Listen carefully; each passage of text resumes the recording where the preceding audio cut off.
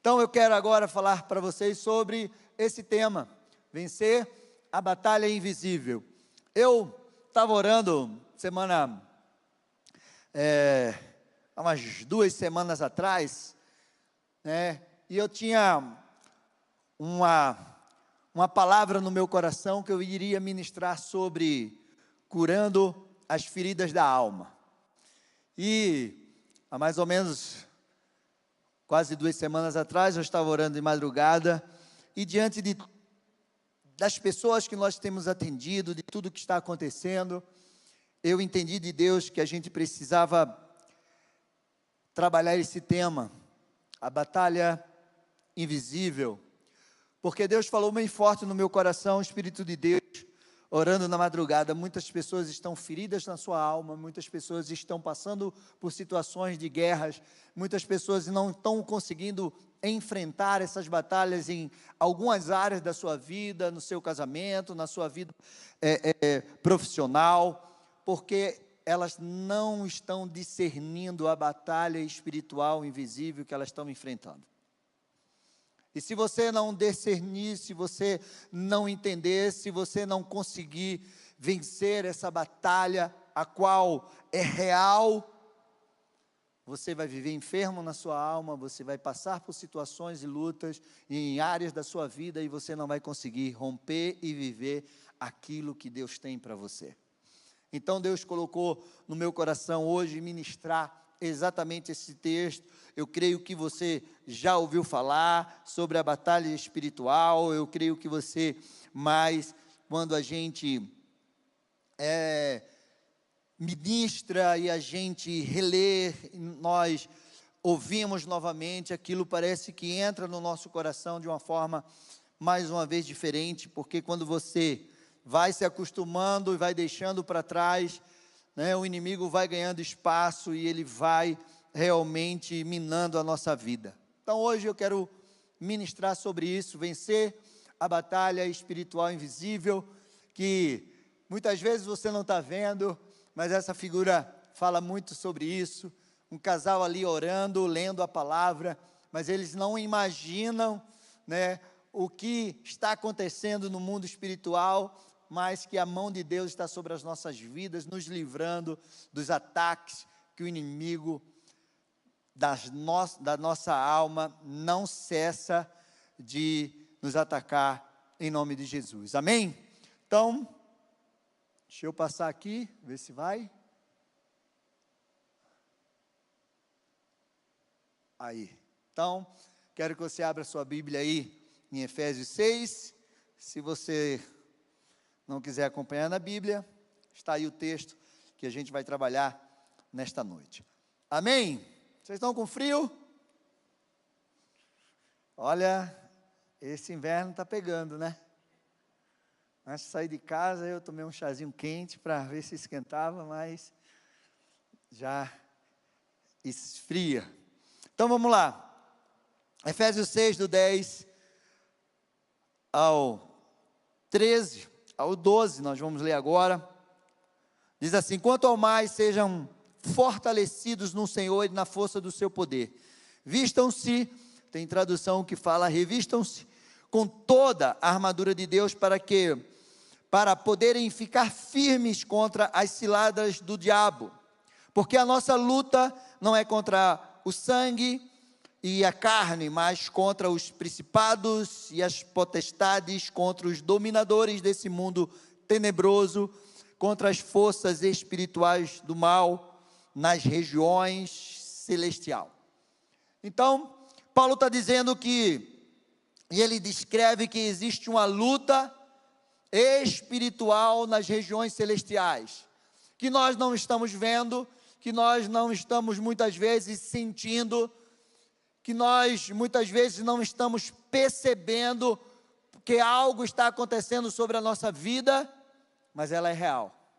Ela é mais real do que a nossa vida que você está vendo física, porque muitas coisas que você vê física, muitas vezes não é real, né? Você olha e diz assim, olha, fulano está tão bem, mas na realidade, lá dentro, ele está muito mal. Você olha na internet e vê a gente ali, pessoas sorrindo, vamos tirar uma selfie. Aí o cara está... Aí quando... É mais ou menos isso, né? Porque hoje, com a internet, nós somos o que queremos ser, né? Até o que não podemos ser. Então, mas no mundo espiritual não tem isso. No mundo espiritual existe uma realidade. E Paulo está dizendo exatamente isso, que existe uma luta. E essa luta, a gente precisa entender que toda guerra física, toda batalha física que você está enfrentando no teu trabalho, se você está enfrentando na tua vida profissional, financeira, na sua família, nos seus relacionamentos, na sua mente, nas suas emoções, tem uma influência espiritual de principados, potestades e dominadores. E aí, o cara está ali trabalhando, mas existe uma guerra espiritual por trás. E aí você pensa, tem alguém no meu trabalho me perseguindo, olha, aquela confusão que está gerando dentro da minha casa, com meu cônjuge, com meu filho, com meu parente, aquela situação no meu vizinho, aquela guerra espiritual que eu estou enfrentando nas minhas emoções, nos meus pensamentos. Existe uma ação do inimigo. E muitas vezes a gente acha que não está acontecendo isso. E Paulo fala bem claro, a sua luta não é contra as pessoas.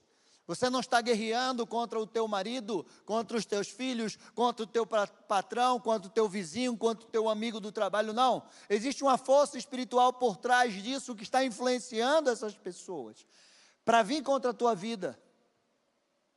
Essa é uma realidade. Paulo falou bem claro sobre isso. As nossas batalhas físicas têm uma influência do mundo espiritual. Principados, potestades e dominadores desse mundo tenebroso. Demônios que atuam nas regiões celestiais. E muitos hoje estão doentes emocionalmente. Estão sendo atacados com pensamentos destrutivos. Muitos estão enfrentando lutas que não conseguem vencer, porque estão enfrentando a batalha espiritual e não conseguem identificar o motivo do seu sofrimento, o motivo dessa guerra. Mas antes de falar como nós vamos lutar nessa guerra e quais as armaduras que nós vamos usar, as armas espirituais, eu quero trazer um resumo do contexto do livro de Efésios, para que você entenda por que Paulo falou no último capítulo da armadura de Deus, quais as áreas e o que aquela cidade estava enfrentando espiritualmente. Então, aí, a cidade de Éfeso é uma cidade, muito conhecida, e lá tinha a 7ª maravilha do mundo, que era o templo de Diana dos Efésios, ou pode falar Diana Ártemis. O nome romano era Diana, o nome grego era Ártemis. Na tradução grega romana, ela era uma deusa da caça. E ali fala, que Éfeso era uma das maiores e mais importantes cidades da Ásia Menor no Império Romano. Abrigava esse templo da Diana, uma das 7 maravilhas do mundo, dominada por práticas ocultistas, idolatria e feitiçaria, o comércio de amuletos e livros de magia. Paulo passou 3 anos em Éfeso pregando. Se você lá olhar em Atos 19, você vai ver que Paulo estava lá, e quando Paulo pregava o evangelho, as pessoas iam lá, aquelas pessoas que estavam dominadas por isso, entregavam seus livros para ser queimado, e Paulo encontrou um embate, uma batalha espiritual naquele lugar. E Diana era essa grande deusa.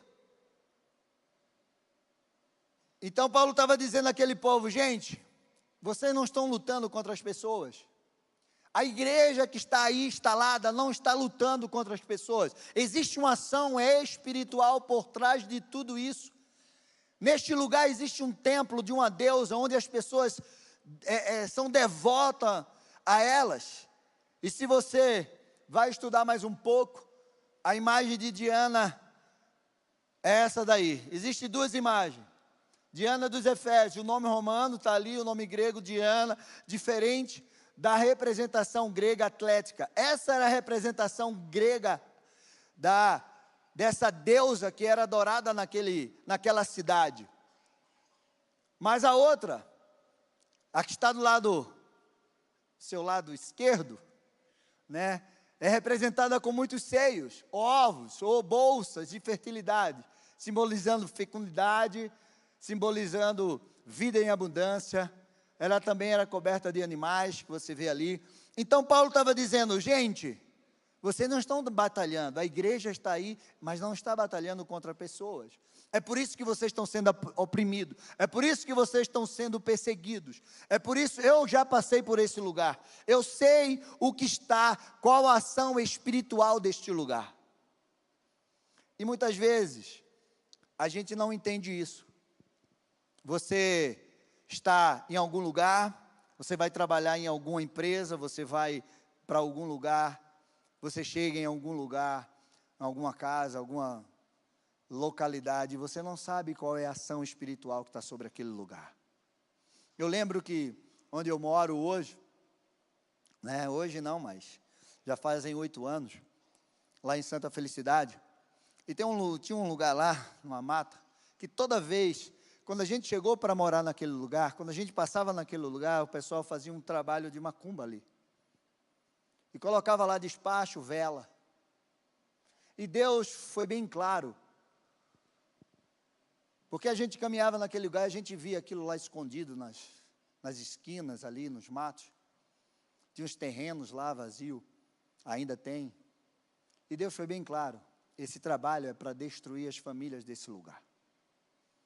E o que é que a gente fez? A gente se posicionou. A gente saiu orando, quebrando, ungindo todo o quarteirão ao redor. Então, sempre, uma vez no mês, em cada 2 meses, a gente está lá ungindo. E a partir do momento que a gente fez aquilo, eles tiraram aquele trabalho daquele lugar e levaram lá para um giratória que tem lá. E aí, a gente foi para lá também. Hoje você passa lá, não tem nada. E quando aparece, de vez em quando, eu vou lá e oro, e quebro, e guerreio naquele lugar. A gente precisa ter esse discernimento espiritual. Nós enfrentamos uma batalha espiritual, que é real. E aí você está vivendo um conflito no teu trabalho, você está vivendo um conflito na tua casa. De repente você está na tua casa e de repente vem aquela confusão do nada. Há uma ação, o inimigo todo o tempo, ele lança setas, dardos inflamados contra a nossa vida, contra a nossa mente, contra a nossa família, contra o nosso trabalho, contra a nossa casa. E muitas vezes a gente acha que isso é bobagem, que isso é besteira. Paulo estava dizendo, vocês estão no lugar que está sendo influenciado por uma entidade maligna, uma deusa onde as pessoas adoram e fazem rituais e entregam oferenda. E muitas vezes a gente acha que não, isso é besteira, e a gente não levamos a sério isso. Paulo escreve aos cristãos de Éfeso, vocês estão vivendo num ambiente espiritual carregado. A luta de vocês não era contra essas pessoas, mas contra um sistema espiritual das trevas. Ele os chama de guerra espiritual invisível. Paulo estava dizendo, vocês estão enfrentando nesta cidade uma guerra espiritual invisível. E aí, nós precisamos entender isso. Então, no livro de Éfeso, Paulo vai falar, e eu quero descrever cada capítulo para que você entenda, porque no capítulo 6 ele falou sobre a armadura de Deus e essa guerra espiritual. No capítulo 1, Paulo traz para a gente algo muito poderoso. a bênção espiritual em Cristo, sobre aquilo que é a nossa identidade espiritual. Meu amado, Paulo diz assim, no texto de Efésios 1, bendito o Senhor, que já nos abençoou com toda sorte de bênção nas regiões celestiais. E Ele nos predestinou nele. Nós fomos amados, Ele nos escolheu antes da fundação do mundo para sermos filhos amados. O capítulo 1 do livro de Efésios fala sobre a identidade espiritual que nós temos em Cristo. Esse resgate. Mas a primeira coisa que o inimigo vai tentar atingir na nossa vida é a nossa identidade espiritual. A minha pergunta para você é: você sabe quem você é? Tem pessoas hoje que está sendo foi tão bombardeada na sua identidade, o inimigo conseguiu roubar, que as pessoas dizem que é cachorro, que as pessoas dizem que é gato. Um dia desse eu estava no shopping, tinha duas adolescentes andando de 4 com a coleira no pescoço, e a outra puxando, e ela ainda abanava assim, ó. Satanás consegue hoje roubar a identidade de uma forma tão absurda, que as pessoas não sabem quem é. Então há essa ação, e Paulo estava dizendo, no capítulo 1, vocês são filhos, vocês foram escolhidos em Deus antes da fundação do mundo, vocês são abençoados com toda sorte de bênção nas regiões celestiais em Cristo. E muitos hoje estão com essa sua identidade destruída. Muitas vezes você mesmo passa por lutas e você acha que Deus não está te vendo. Eu realmente não sou filho de Deus. Deus está, longe de mim, não quer saber, porque eu estou passando por tanta dificuldade, tanta luta na minha vida, que parece que eu não sou abençoado. E muitos acham que a sua identidade está tão destruída, porque eles não acham que eles são filhos de Deus, mas que ele é um viciado, ele é um prostituto, ele é um fracassado, ele é um doente. E a palavra de Deus não diz isso de nós. Muito pelo contrário. Essa é a ação do inimigo para roubar a nossa identidade. E muitos dizem assim, eu nasci assim e eu vou morrer assim. Já disseram isso para mim. Eu quero te dizer que Deus não te criou para destruição. Então, um dos textos mais profundos do capítulo 1 diz que nós somos abençoados com toda sorte de bênção, que nós fomos escolhidos, fomos predestinados nele, somos redimidos pelo sangue de Jesus Cristo, pela riqueza da sua graça. Bendito é o Deus e Pai do nosso Senhor Jesus Cristo, que nos abençoou com todas as sortes de bênção nas regiões celestiais. Este é um texto poderoso do capítulo 1. E nesse capítulo Paulo faz uma oração. E Paulo pede para que o Espírito Santo de sabedoria e revelação seja derramado sobre as nossas vidas. Que os nossos olhos sejam iluminados para que a gente possa entender aquilo que Deus já fez sobre a nossa vida. Que há uma esperança no chamamento de Cristo sobre nós. Que nós somos chamados para uma riqueza da herança dos santos. E ele finaliza exaltando Cristo como cabeça da igreja, acima de todo principado e potestade. Eu quero que você entenda isso. No capítulo 1, Paulo fala sobre a nossa identidade espiritual em Deus. No capítulo 2, Paulo fala que nós somos salvos pela graça, que nós fomos feitos, que nós estávamos mortos nos nossos pecados, nos nossos delitos, mas Cristo nos resgatou, e Cristo nos religou ao corpo dele, ao corpo de Cristo.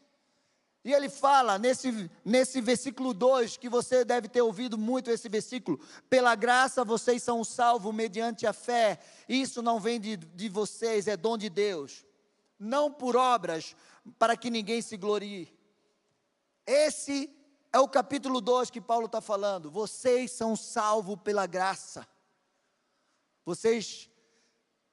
Cristo resgatou vocês de uma vida de pecado e trouxe vocês e religou vocês nele. No capítulo 3, Paulo fala que o plano eterno de Deus é incluir todos em Cristo. Ou seja, que há um mistério revelado, que a salvação não era só para os judeus, mas era para o grego. Paulo estava falando naquela cidade de Éfeso: olha, Deus me levantou para pregar o evangelho não só para os judeus, mas para o grego, por isso que esse evangelho chegou até a mim e você. E Paulo estava dizendo: todos estão agora sendo enxertados nessa videira, porque o evangelho não é só para o judeu. E Paulo disse: eu me fiz de louco para ganhar os loucos, eu me fiz de sábio para ganhar os sábios, eu me fiz de tudo para ganhar todos. De grego, eu me fiz de judeu para ganhar um judeu, porque o plano eterno de Deus era incluir todos em Cristo, e nos encher do poder e do amor dele, que excede todo entendimento. Essa era a mensagem de Paulo nesse capítulo 3. Aí no capítulo 4, Paulo fala sobre a unidade do corpo, que nós somos um em Cristo, e que Deus, através de Cristo, derramou sobre nós uma maturidade, que nós precisamos buscar essa maturidade, que nós precisamos nos despir de todo o velho homem, e ser revestido do novo homem, até que todos alcancem a unidade na fé e no conhecimento do Filho de Deus, e chegamos à maturidade, a unidade da família, a unidade do casamento, da vida profissional da igreja. No capítulo 4, Paulo está falando dessa unidade. E aí no capítulo 5, Paulo diz que nós precisamos viver como filho da luz e refletir Cristo nos nossos relacionamentos. E aí ele fala no casamento, o papel do homem, o papel da mulher. Homem, ame a sua esposa como Cristo amou a igreja e deu a sua vida por ela. Esposa, seja submissa ao seu marido. E quando a gente fala de submissão, as pessoas confundem o que é submissão, o que é obediência. Porque a submissão é estar embaixo de uma missão. Se o homem não sabe qual é a sua missão, como é que sua mulher vai ser submissa a você, essa missão? E Paulo traz essa direção do marido: ame as suas esposas, vivam a vida no Espírito, se revelem amor à sua esposa. E aí no capítulo 6 ele começa falando do relacionamento do pai com o filho.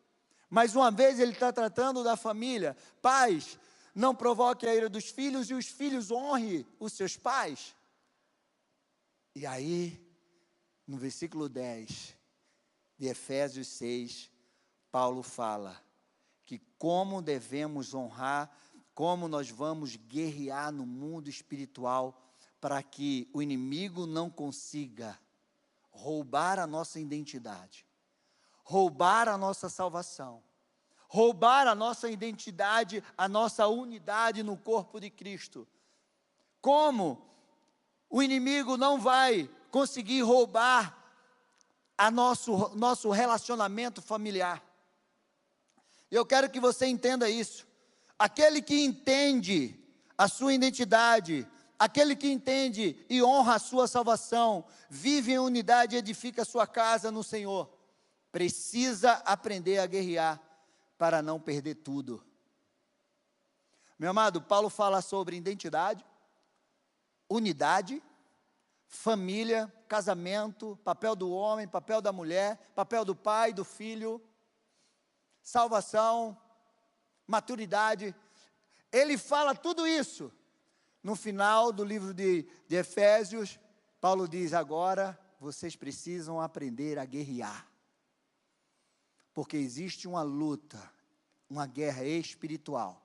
Demônios, principados e potestades pelejam 24 horas para destruir a sua identidade, para destruir a tua salvação, para destruir a tua família, o teu casamento, o teu papel, para destruir a tua unidade no corpo de Cristo e fazer com que você não alcance a maturidade. Você entendeu agora? É um livro tão curtinho, 6 capítulos, mas é um livro poderoso, porque ele trabalha tudo isso, e ele diz, existe uma guerra espiritual, que trabalha todo o tempo para destruir a tua vida por completo. Você entendeu agora? Porque não... E aí, Paulo nos dá a direção.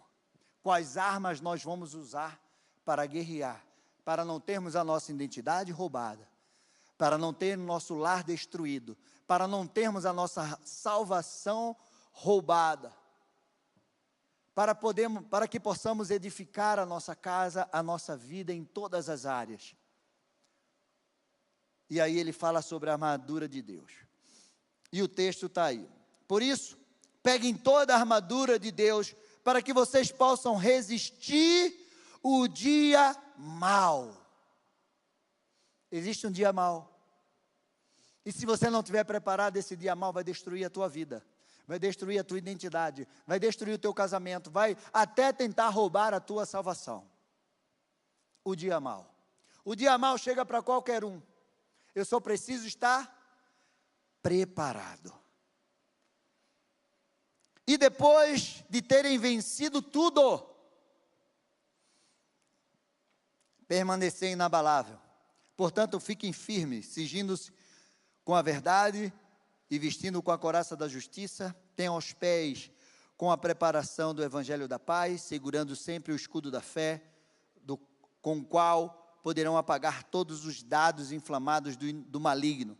Usem também um capacete da salvação e a espada do Espírito, que é a palavra de Deus. Orem em todo o tempo, no Espírito, com todo tipo de oração e súplica, para isso, vigiem com toda perseverança e súplica por todos os santos. E aí está a armadura, que eu creio que você já viu muitas vezes.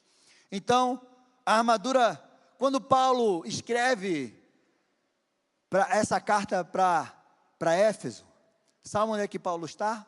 Paulo está em Roma, preso, numa prisão domiciliar, e ele está sendo vigiado por guardas. Então, Paulo se inspira em olhar aqueles guardas vestidos daquela armadura, e aí ele lembra, é algo poderoso, daquilo que Isaías escreveu lá em Isaías 59, que Jesus se revestia da armadura. E aí Paulo diz assim, não, existe uma guerra, uma batalha, e para que eles entendam, eu vou traçar aqui a armadura, cada parte da armadura, para que ele entenda isso. E aí, o poder de cada arma é espiritual. Está ali, o cinturão da verdade. Paulo disse, vocês precisam colocar o cinturão da verdade. A verdade é aquilo que sustenta tudo. Sem ela, tudo vai desmoronar. O cinto serviria para isso. O cinto serviria para segurar aquela armadura. E a palavra de Deus diz, santificai-vos na verdade, a tua palavra é verdade. A palavra de Deus diz lá em João 8,32, conhecerão a verdade, e a verdade vos libertará. A verdade de Deus na sua palavra. Jesus venceu o diabo pelo poder da palavra da verdade, porque o diabo usou a palavra deturpada para destruir Jesus. Então nós carregamos essa verdade, porque, deixa eu te dizer uma coisa, você sabe quem é o pai da mentira? E o pai da mentira, ele conhece mais a verdade do que a gente. Se tem uma coisa que Satanás conhece, é a Bíblia. Ele viu cada letra sendo escrita. E ele muitas vezes conhece mais do que a gente. É por isso que você precisa ler a Bíblia todo dia. E você precisa carregar essa verdade. Porque muitas vezes Satanás vem com a palavra de Deus deturpada, distorcida, como ele usou essa palavra para Jesus. E se você não conhecer a essência dessa verdade, você vai ser enganado e destruído. Então Paulo começa na armadura com essa verdade. porque a verdade vence a mentira. A verdade de Deus, ela cria, ela liberta, ela transforma, ela edifica as nossas vidas. Carregue essa verdade em todo o tempo. Guarde essa verdade na sua mente e no seu coração. Eu já disse para você, eu aprendi algo, que o evangelho não começa no coração. Ele precisa começar na nossa mente. Porque a primeira coisa que Jesus pregou foi: arrependa-se, porque o reino de Deus vai entrar em vocês. E arrependimento é mudança de mente. Se você chegar aqui e esse culto tiver cheio de emoções, um louvor, e você se emociona e chega aqui e recebe, amanhã quando você se deparar com a luta, vai embora. Porque aí você está se movendo por aquilo que você sente, não por aquilo que você acredita e carrega de verdade. É por isso que Spurgeon escreveu, aqueles que se convertem emocionalmente morrem quando a emoção acaba. Então, nós precisamos carregar essa verdade na nossa mente, no nosso conhecimento e no nosso coração. Porque independente da luta que você esteja passando, da estação que você esteja passando, essa verdade não vai mudar na tua vida. Se você está triste, Deus continua sendo Deus e a verdade continua sendo verdade. E a promessa de Deus continua sendo verdade na tua vida. Se você está alegre, ela vai continuar sendo verdade. Se você está passando por luta, tribulação, a verdade de Deus vai continuar sendo verdade. Ela não muda, independente daquilo que nós sentimos, se estamos bem ou se estamos mal. A segunda é a couraça da justiça, protege o coração. A justiça de Deus não é nossa. A justiça que nós carregamos em nós precisa ser a justiça de Deus, porque ela nos lembra que nós fomos justificados em Cristo. E quando você sabe que você é justificado em Cristo, nenhuma condenação há contra aqueles que estão em Cristo Jesus. A terceira arma é a sandália do Evangelho da Paz, para caminhar com firmeza e não recuar. Onde você for, você precisa levar a paz de Deus que excede todo o entendimento. Você precisa estar calçado com esse Evangelho da Paz. A quarta arma é o escudo da fé, porque ele apaga os dardos inflamados do inimigo, a mentira, as acusações, as tentações. A fé, ela precisa ser ativa. Você não precisa ver que Deus está contigo, você precisa crer que Ele está com você. Você não precisa ver Deus fazendo sinais e maravilhas para você ter certeza que aquilo que Ele prometeu na tua vida, Ele vai cumprir. Isso é fé. Aquele que anda por fé, ele não anda por aquilo que ele está enxergando. De repente hoje você está enxergando uma grande tribulação na tua vida. Você está enxergando que parece que não tem saída para você. Não tem saída. A minha situação está assim, a minha situação está muito difícil. Eu estou sendo atacado de todos os lados. Mas se Deus prometeu, se você crer que Ele está com você, Ele vai te livrar e você vai chegar do outro lado em nome de Jesus Cristo. E essa luta que você está enfrentando, você vai ver que você vai vencer e você vai passar por ela, porque você anda não por aquilo que você vê, mas por aquilo que você crê.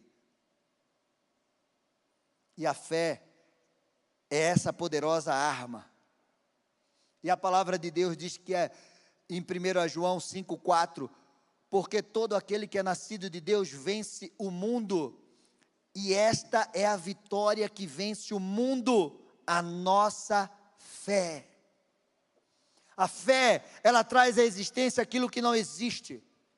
A fé, ela te cura, ela te liberta, ela faz você viver o futuro que os teus olhos não estão vendo, mas que Deus já escreveu para você. A palavra de Deus diz em Hebreus que pela fé nós cremos que Deus, Ele criou todas as coisas. Você estava lá? Quando Deus disse haja luz e houve? Você estava lá? Aí eu pergunto, você crê que Deus fez isso?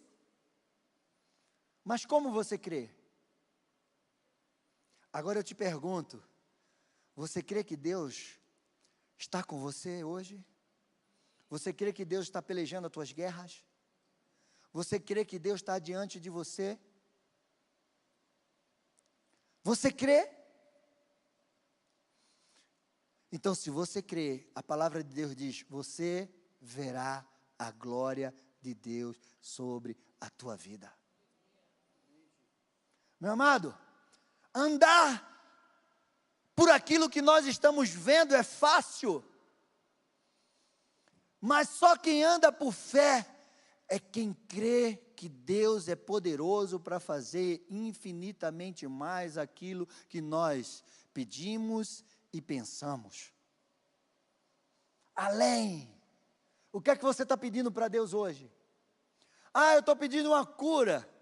Deus é poderoso para fazer além dessa cura. Eu estou pedindo para que Deus abra uma porta para mim. Ele é poderoso para abrir várias portas para você. Eu estou pedindo para que Deus restaure o meu casamento. Eu quero te dizer que Deus pode restaurar teu casamento e te dar um casamento que você nunca teve, em nome de Jesus. Eu estou pedindo, sei lá o que você está pedindo, mas eu quero te dizer que Deus é poderoso para te dar muito além daquilo que você pede e que você pensa. Essa é a palavra. Então eu não ando por aquilo que eu estou vendo, eu ando por aquilo que eu creio. A minha pergunta para você é, você tem promessa de Deus na tua vida? Quem aqui tem promessa de Deus? Eu quero que vocês todos levantem as mãos. Sabe por quê? Porque todos vocês têm promessa de Deus. Onde estão as promessas de Deus? Na sua palavra. Cada promessa que Deus deu na sua palavra para as nossas vidas, ela é verdadeira, ela é real. E se você crer, você vai viver em nome de Jesus. Essa é a fé. Ande por fé. Abraão foi considerado o pai da fé. Sabe o que aconteceu com Abraão? Deus chega para um homem idoso, de 75 anos, que morava no meio do seu povo, no meio de uma idolatria, que tinha outros deuses, e Deus olhou o coração de Abraão e disse, não, Abraão, vem cá, você vai andar comigo, sai da tua terra, da tua parentela e vai para a terra que eu te disser. Aonde, Senhor? Não tinha GPS, não tinha internet. Hoje é maravilhoso, você diz assim, olha, eu queria que você viesse aqui na minha cidade, vem conhecer, onde é que é? Não sei da onde, não sei aonde, não sei de quê, só me dá o nome. Esses dias eu estava procurando para mudar a internet lá de casa, aí meu filho achou lá outra, né? Não vou dar spoiler aqui para eles, porque eles não estão... E aí, ligou lá para uma empresa e deu o endereço. E aí ela disse assim, deixa eu ver se aí no seu endereço, já estamos liberando aí essa internet, fibra aí. E aí ela mandou a foto da minha casa. Você mora nessa casa? Eu digo, é nessa mesmo. Como é bom você andar por aquilo que você está vendo. Quando Deus chamou Abraão e disse, Abraão, vem comigo. Para onde? Para onde e para a terra que eu te disser. Senhor, não dá nem para eu ver aqui na internet como é essa terra? Não. Ou você confia em mim, Abraão, ou você vai viver a tua vida do jeito que você está vivendo hoje e vai deixar de viver o sobrenatural que você nunca imaginou comigo. Fé. E Abraão saiu da sua casa e disse assim, eu vou te dar um filho, Abraão. Como? Eu sou idoso e a minha mulher é estéril. E aí? 25 anos Abraão esperou para viver a promessa. Mas ele resolveu fazer do seu jeito. A mulher dele não acreditou naquilo que Deus estava dizendo para ela. E disse, pega aí a minha escrava, faz um filho com ela, porque essa promessa de Deus não vai se cumprir, não. Está a confusão até hoje aí. Mas no dia que Deus tinha determinado para Abraão, 25 anos depois, estava Deus lá. Abraão, sai da tua tenda. Sai da tua tenda, Abraão. Olha para o céu. Você consegue contar as estrelas, Abraão? Não. Você consegue contar a areia do mar, Abraão? Não. Assim vai ser a tua posteridade. Como, Senhor? Crê em mim. De um homem idoso, de uma mulher estéril, com quase 100 anos de idade, deu à luz a um filho, chamado Isaque. Isaque gerou 2. Só Jacó gerou 12. E aí, meu filho, perdemos as contas até hoje. Promessa. E Abraão foi considerado o pai da fé. Hebreus 11:6 diz assim: sem fé é impossível agradar a Deus. A minha pergunta para você é: você está agradando a Deus nas promessas que Ele te fez? Ou você toda manhã acorda e não vê aquilo que Ele te prometeu e você começa a murmurar? Você começa a reclamar. Ah, Senhor, o Senhor prometeu. Eu não estou vendo nada, eu acho que é mentira. É o inimigo trabalhando na tua mente, tentando roubar a tua salvação. Porque quando Deus tirou o povo do Egito, depois de 430 anos de escravidão, Deus disse: 40 dias, vocês vão estar na terra prometida. Aquele povo começou a murmurar, porque os egípcios estavam vindo atrás dele, porque o mar não se abria, porque a água estava amarga. Sabe o que aconteceu? Uma viagem de 40 dias se tornou uma viagem de 40 anos.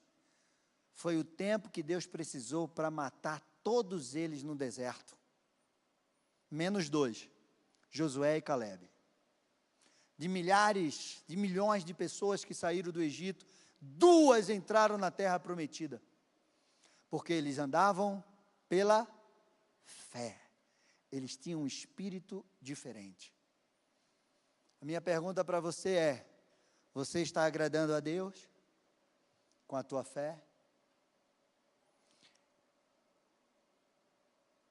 A quinta arma, capacete da salvação, protege a mente, a principal linha de batalha. Você já deve ter ouvido muito sobre isso, que o maior campo de batalha da nossa vida é a nossa mente. Tem pessoas que estão aqui agora, ouvindo essa palavra, e Satanás está levando teu pensamento lá para não sei aonde. Parece que eu estou falando aqui, está entrando aqui, saindo por aqui. Porque existe uma batalha espiritual para roubar aquilo que é a palavra de Deus na tua mente. E roubar ela do teu coração, para que você não creia.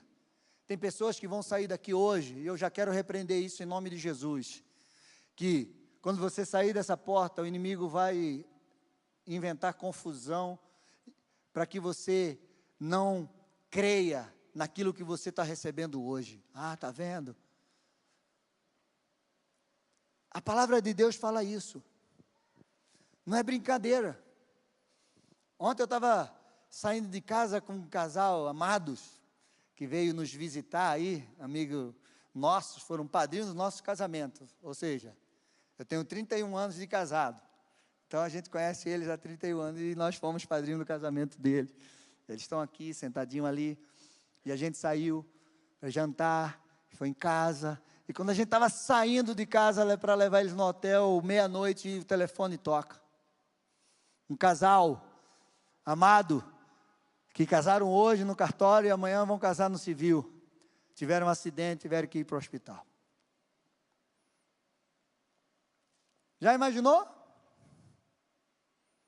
E a gente foi lá para o hospital.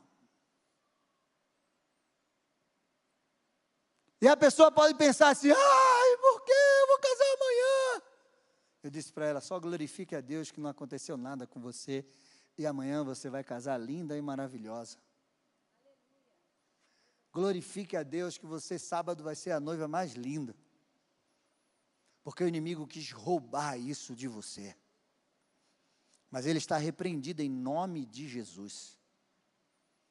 As lutas, as adversidades que tentam nos roubar, o capacete da salvação, nós precisamos ter esse entendimento. Meu amado, é a mente. A primeira coisa que Jesus pregou foi: renove a sua mente, guarde a sua mente, proteja a sua mente. Porque se você não proteger a sua mente, o inimigo vai roubar a tua identidade, vai roubar os teus sonhos, vai roubar as suas promessas, vai dominar a tua vida por completo. Metanoia é um estilo de vida. Jesus ensinou isso. Você precisa ter uma mente forte todos os dias. Você precisa fazer uma metanoia todos os dias. Eu já falei isso para você. Metanoia todos os dias. O que é isso? Eu preciso mudar a minha mente todos os dias. Por quê? Porque as coisas mudam todos os dias. É sério, pastor? É. A minha oração à noite, hoje à madrugada, quando eu for orar, a minha oração é: Senhor, me ensina a ser marido da Meg amanhã. Me ensina a ser pastor amanhã. Me ensina a ser pai do Lucas, da Ingrid, amanhã. Me ensina a ser o amigo, me ensina a ser o conselheiro, amanhã. Por quê? Por que você acha que eu peço isso? Porque as pessoas mudam. Amanhã a minha esposa pode acordar e dizer: olha, eu não gosto mais disso, eu não quero mais isso, eu não quero mais aquilo outro. E como eu vou lidar com isso? Ah, ela está errada? Não, ela só mudou os gostos dela. Amanhã meu filho pode chegar e resolver: pai, daqui a uma semana eu vou casar. Eu digo: opa! E aí? Vou casar e vou morar no outro país. E como é que eu vou lidar com isso? Vou mudar disso, vou mudar daquilo. As pessoas mudam, as estações mudam. Hoje a gente está aqui no frio, amanhã Curitiba pode acordar aí em 30 graus, e aí? Sabe qual foi uma das maiores catástrofes na humanidade nesses tempos? Chamada Covid.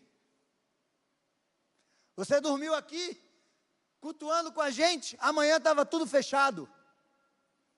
Você não podia trabalhar, você não podia ir num lugar sem máscara e olhe lá, tinha fila para entrar, de 5 em 5, de 10 em 10 e olhe lá. Eu estava 28 anos antes do Covid, sem fazer exercício, vivendo uma vida sedentária, só comendo, dormindo, trabalhando na igreja. Chegou o Covid, eu digo: meu Deus, o que é que eu vou fazer? Vou começar a correr. E aí eu comecei a correr. Eu não conseguia correr 100 metros. Quando terminou, depois de 2 anos, eu estava correndo 18 quilômetros. E comecei a correr. Saí de quase 80 quilos para 71. Fazer dieta, exercício. Foi o Covid que trouxe isso. Eu disse assim: eu vou correr. O Covid, muitas pessoas destruíram o seu casamento. Sabe por quê? Foi um índice de divórcio muito grande, porque as pessoas não estavam acostumadas a passar 24 horas com a sua esposa dentro de casa, com seus filhos chorando, gritando. Então muitos foram agredidos, divórcios foram feitos. Mudança, metanoia. E a palavra de Deus diz: tome o capacete da salvação. Salve a sua mente das setas do inimigo. Salve a sua mente do ataque do inimigo, que quer destruir você hoje. Dá para você entender?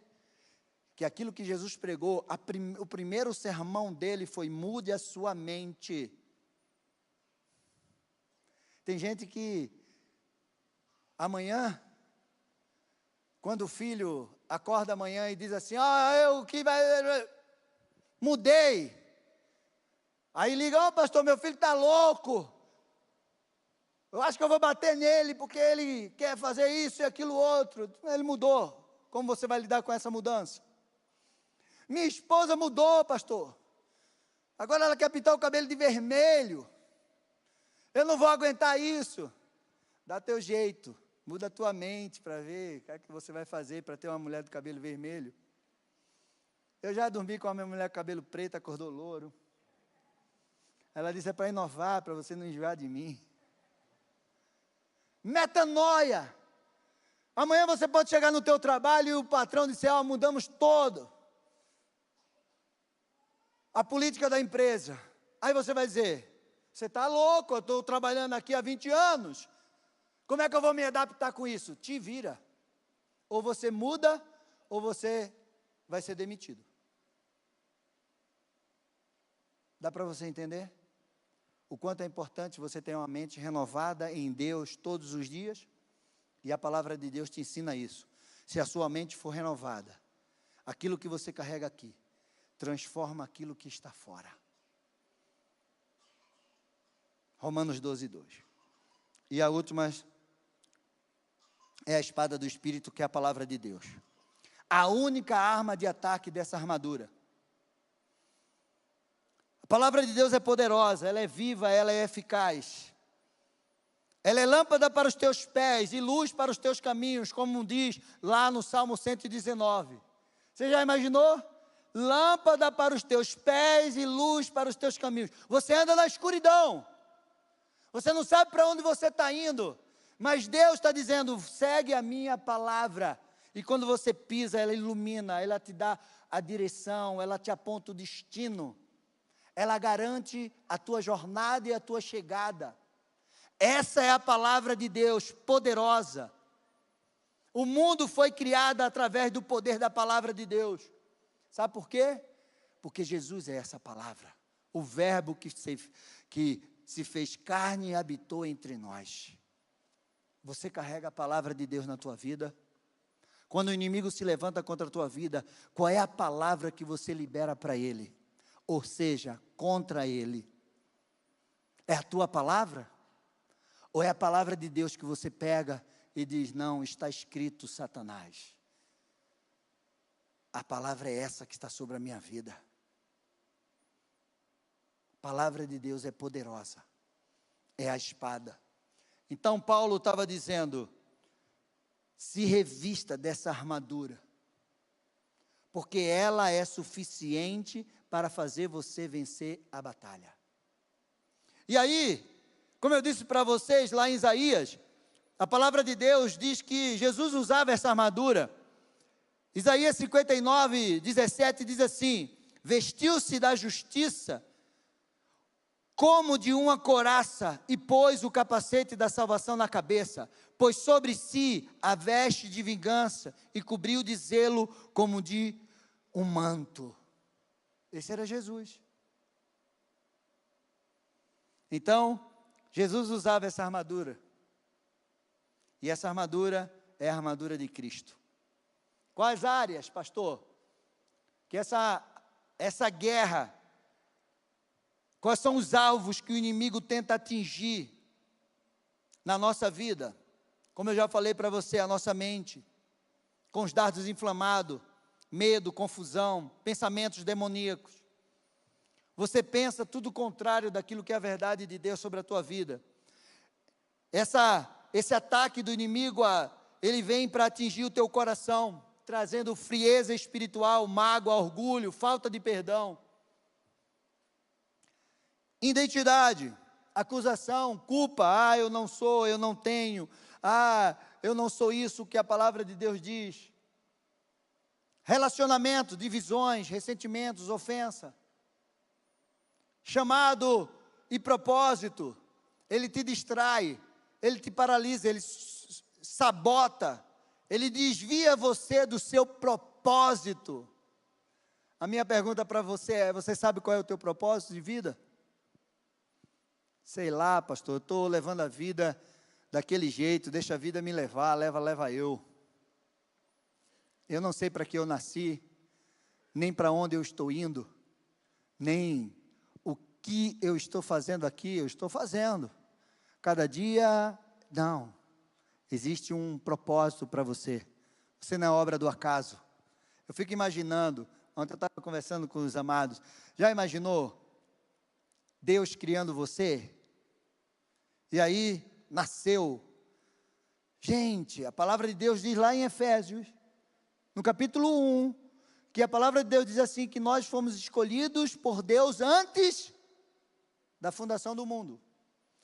Deus disse, um dia eu vou fazer o Carlos, só que era outro nome, que a palavra de Deus diz que nós temos uma pedrinha, quando a gente chegar no céu, Ele vai dar essa pedrinha com o nosso novo nome, ou seja, o nome que já era antigo, o novo é o que você usa aqui. E aí, nasceu, um dia Deus disse assim, um dia eu vou fazer o Carlos, e o Carlos vai ser isso, isso e aquilo. Aí um dia, nasceu o Carlos, aí a mãe dele colocou Carlos Wenner, oh, aleluia, né filha? Carlos Wenner. E aí, Carlos, aí, Deus chega lá de cima e diz assim, nasceu o Carlos Wenner, o Enzo. Deus, vem cá, anjos, nasceu. Aí os anjos fazem, quem é mesmo o Carlos? Senhor, que o Senhor disse que ia fazer? Cara, sabe que eu não sei? Nem sei para que eu fiz o Enner, o Enzo, a Andressa, a Meg, o Marival, nem sei. Já imaginou? Você acha que é assim? Você cria esse controle, aí você pega esse controle, leva para seus funcionários e diz, gente, eu criei isso aqui. Aí eles fazem a primeira pergunta, qual é? Não. A primeira pergunta é, falem, gente, o que é isso? Aí você vai dizer, não sei. Eu criei, mas eu não sei o que é isso. Aí vem a segunda pergunta, para que serve? Aí você novamente, não sei. Você acha que é assim? Quem cria, estabelece princípios e propósitos. Agora eu posso chegar para você e dizer, olha, esse controle, você pode, usar para mudar os PowerPoint, fazer isso, aquilo, tem até uma luzinha aqui, um raio aqui, vermelho e tal, coisa e tal. Então, quando você for fazer uma apresentação, não precisa você mandar alguém lá tocar, não, você daqui já comanda tudo e faz isso, e tal, e tal. Aí você sabe o que é, e você sabe para que serve isso. Mas aí um dia eu chego na tua sala, e tu está fazendo uma apresentação lá, e tal, e esse controle está em cima de um papel, e aí eu pergunto, fulano, você está fazendo essa apresentação aí, e você está dizendo, fulano, muda aí, fulano, muda aí. E aí eu pergunto, você não tem um controle? Tenho. Você sabe para que serve? Sei. Mas você usa como ele? Não, eu uso para peso de papel. Aí você vai dizer para mim, eu vou dizer para você, isso é um...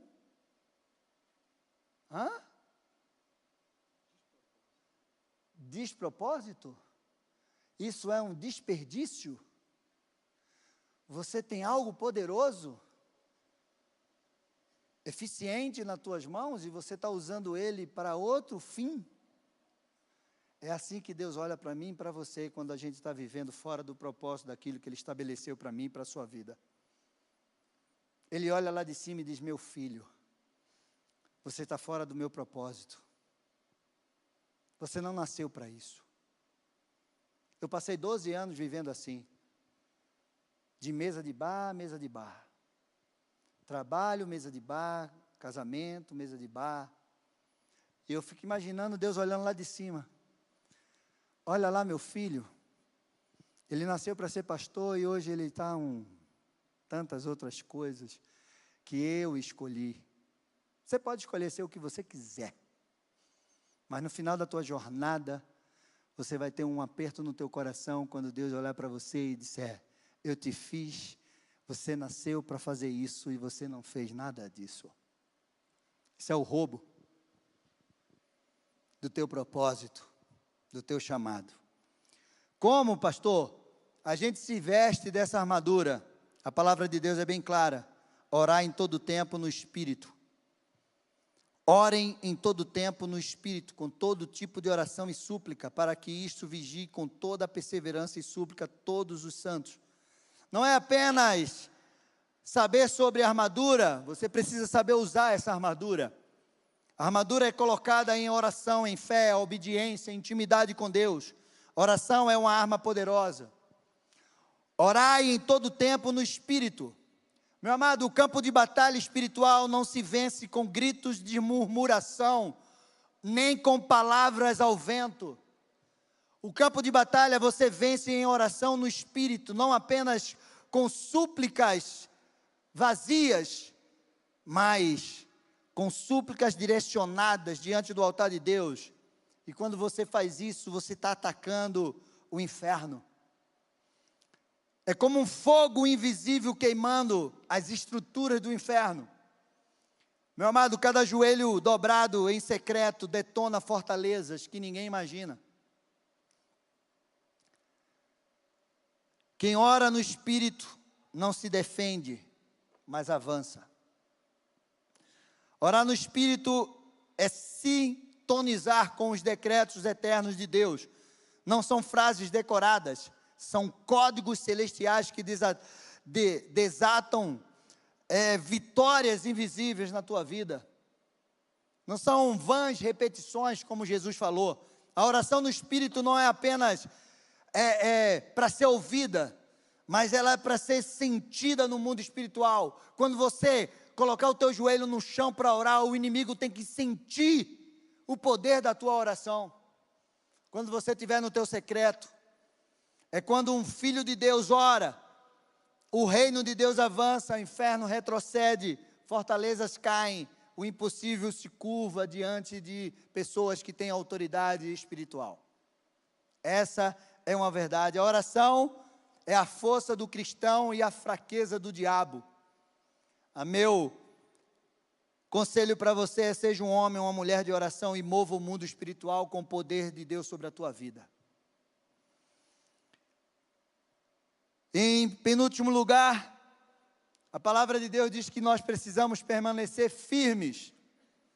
Portanto, tomai toda a armadura de Deus para que possais resistir o dia mau. E depois de ter vencido tudo, permaneça inabalável. Sabe qual é o erro? Quando você tem uma vitória, você relaxa. Você recua. A palavra de Deus está dizendo: depois que você vencer tudo, permaneça inabalável. Tem uma frase do Spurgeon que diz assim: a maior parte do sucesso espiritual não está em grandes conquistas, mas em não desistir. Meu amado, a guerra é real. E aquele que permanece inabalável está dizendo: eu estou preparado para a próxima. É como Davi. Davi foi no riacho para lutar com o gigante e ele pegou 5 pedras. A primeira pedra ele já atingiu a cabeça do gigante. E as pessoas perguntam: mas por que, Davi, você pegou 5 pedras? Você sabia que você ia acertar essa cabeça dele com a primeira? Mas Golias tinha mais 4 irmãos. Davi disse: eu vou pegar 5, porque eu vou derrubar Golias. E se os irmãos deles descerem do monte, eu derrubo eles também. Permanecer inabalável. Nós fomos chamados para permanecer firmes, porque a qualquer momento uma nova guerra pode surgir. Aí você vence hoje, você relaxa, o inimigo vem com tudo contra a tua vida. O chamado é claro: permaneça inabalável. Tem uma frase que eu coloquei: a armadura de Deus não é para descansar depois da vitória, mas para continuar de pé depois da batalha. Watchman Nee. Permaneça firme. Permanecer firme é viver pronto, mesmo quando tudo parece em paz. E para encerrar, você é chamado para ser um soldado de Cristo. Está ali. Quem não se arma, se rende. Quem não se reveste, se desgasta. Mas quem se posiciona, vence. E a palavra de Deus lá em 2 Timóteo diz exatamente isso. Participe dos meus sofrimentos como um bom soldado de Cristo. Nenhum soldado em serviço se envolve em negócios desta vida, porque o seu objetivo é agradar aquele que o recrutou. Amém? Então, quero orar por você nesta noite. Você que está enfrentando batalhas. Batalhas invisíveis que você não consegue discernir. E muitas vezes entender, mas por que eu estou passando por isso? Há uma batalha. E ela precisa ser vencida. E ela será vencida com o teu posicionamento. Revestido da armadura de Deus. Orando, clamando ao Senhor, andando em santidade, usando a tua fé, renovando a tua mente, usando a palavra de Deus, carregando a verdade e orando em todo tempo. Orando em todo tempo. Feche os teus olhos por um momento. Você vai ser liberto de toda ação do inimigo em nome de Jesus. Tudo aquilo que o inimigo está fazendo para te enfraquecer diante das batalhas espirituais. Hoje, o Senhor vai te fortalecer em nome de Jesus. Vai te dar discernimento diante das guerras. Se tem alguma área da tua vida que você está enfrentando uma guerra espiritual e você não consegue vencer, hoje é o dia de você se posicionar e conseguir enxergar espiritualmente. Vai orando aí no teu lugar. Vai colocando diante do Senhor as tuas guerras. E Senhor, eu estou enfrentando essa guerra. Abre os meus olhos espirituais para que eu entenda. Abre os meus olhos espirituais para que eu entenda. Eu quero convidar você a ficar em pé. E eu quero orar com você. Você que está passando por uma luta. Situações que parece que aos teus olhos não tem solução. Você não consegue entender lutas que você está enfrentando no teu trabalho, na tua casa, nos teus relacionamentos, nas tuas emoções. E eu quero orar com você, enquanto nós vamos estar louvando, eu quero que você saia do teu lugar e venha aqui na frente, porque esse é o momento que nós vamos guerrear espiritualmente. E você vai ser revestido dessa armadura de Deus sobre a tua vida. Em nome de Jesus. Vamos louvar e você vai saindo do teu lugar e vem aqui. Não fica no teu lugar. Eu sei que você está enfrentando lutas. Aleluia. Eu creio que Deus está te fortalecendo nesta noite para te levar a outro nível de batalha espiritual. A outro nível. Tem uma palavra em Jeremias que eu gosto muito, Jeremias 12:5, que diz assim: se você se cansa com aqueles que vão a pé, como você vai lutar com aqueles que vão a cavalo? Se na terra de paz você não se sente seguro, o que você vai fazer nas florestas do Jordão?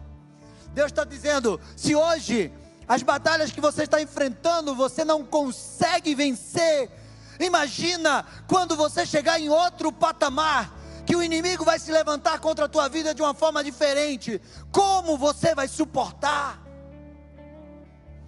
Se você está reclamando hoje, porque não consegue caminhar com aqueles que vêm a pé, como você vai correr com aqueles que vêm a cavalo? Olha para mim. Eu quero que você olhe para mim. Eu gosto muito dos filmes de Rocky Balboa. Rocky traz mensagem maravilhosa. porque ele venceu os gigantes fora do ringue, na sua vida real, e ele venceu os gigantes no filme, porque ele nasceu com uma paralisia facial, ele foi criado em orfanato, ele queria ser ator e a resposta e o que ele ouvia era: não vai dar para você, você não sabe falar, você não tem um bom perfil. Ele foi rejeitado mais de 1000 vezes. Ele escreveu o filme Rocky em 3 dias e ninguém queria que ele fizesse o filme, e ele insistiu, e o filme foi um sucesso, e Rocky Stallone virou um ícone no cinema internacional. E aí, tem várias frases dos filmes deles que eu acho maravilhosas. E uma é quando ele vai enfrentar o gigante Ivan Drago, aquele gigante que matou Apolo. E Ivan Drago era um gigante mesmo. E tem uma fala que eu até anotei aqui, que a esposa dele chega para ele e diz assim: você não vai poder vencê-lo. Você não vai poder vencê-lo.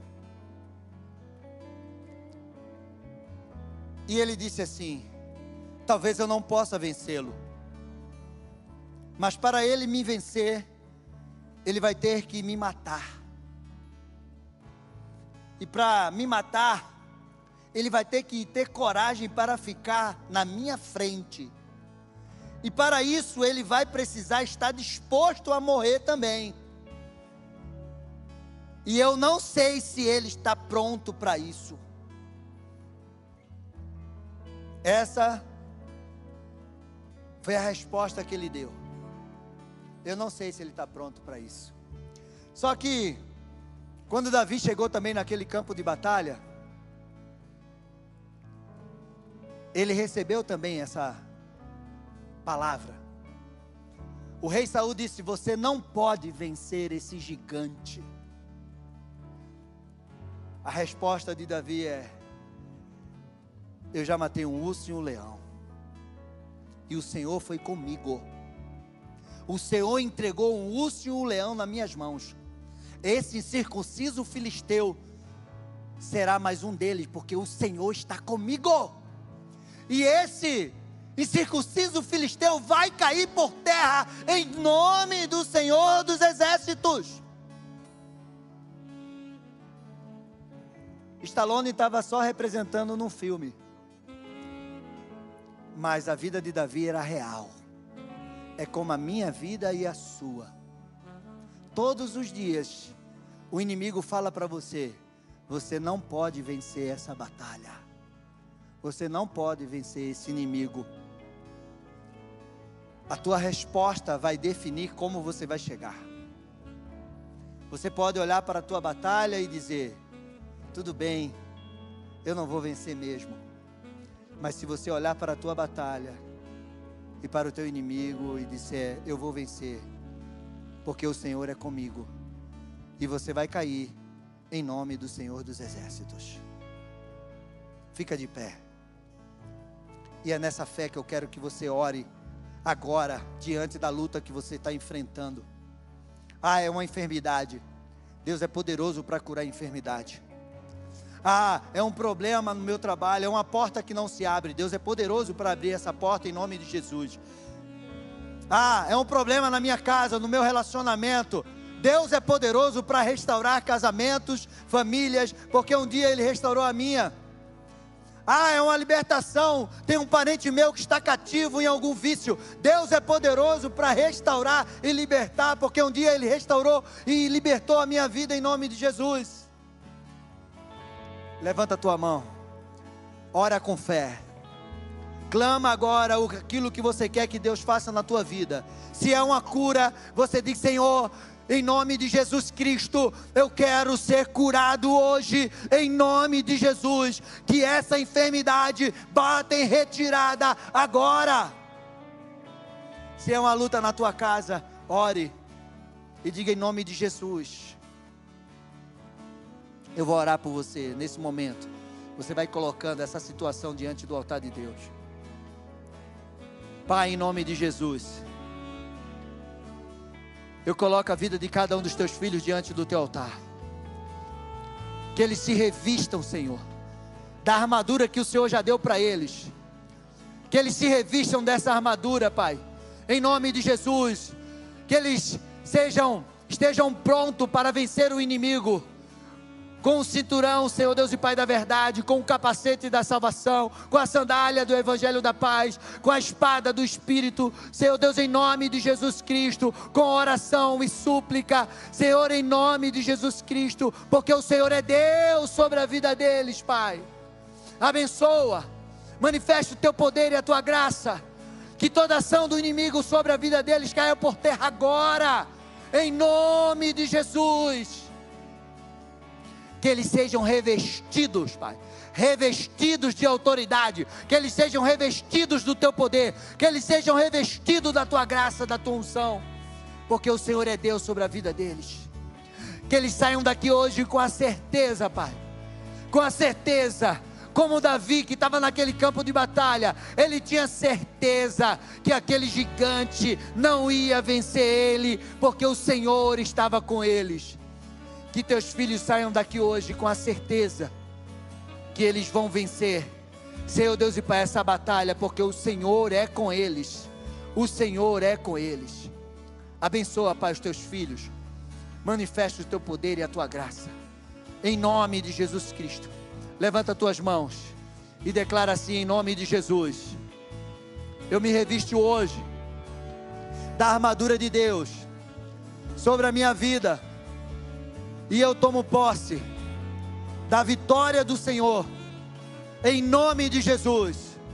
Eu saio daqui hoje com essa certeza no meu coração, que o Senhor é comigo, e que Ele vai pelejar essa minha batalha, e em nome de Jesus, eu vou vencer. Eu já venci, em nome de Jesus, amém. Aplauda ao Senhor. Faz assim com a tua mão. Que o Senhor te abençoe e te guarde. Que o Senhor resplandeça o rosto sobre você e te dê a paz. Que você saia daqui hoje com a certeza que o Senhor é contigo para te dar vitória, revestido de toda a armadura de Deus, para vencer todos os dardos inflamados do inimigo, todo principado e potestade, porque você é abençoado nas regiões celestiais com Cristo Jesus. Vai na paz, que Deus abençoe. Amo vocês. Até domingo estaremos aqui na Santa Ceia do Senhor. Dá um abraço quem está do teu lado aí, em nome de Jesus.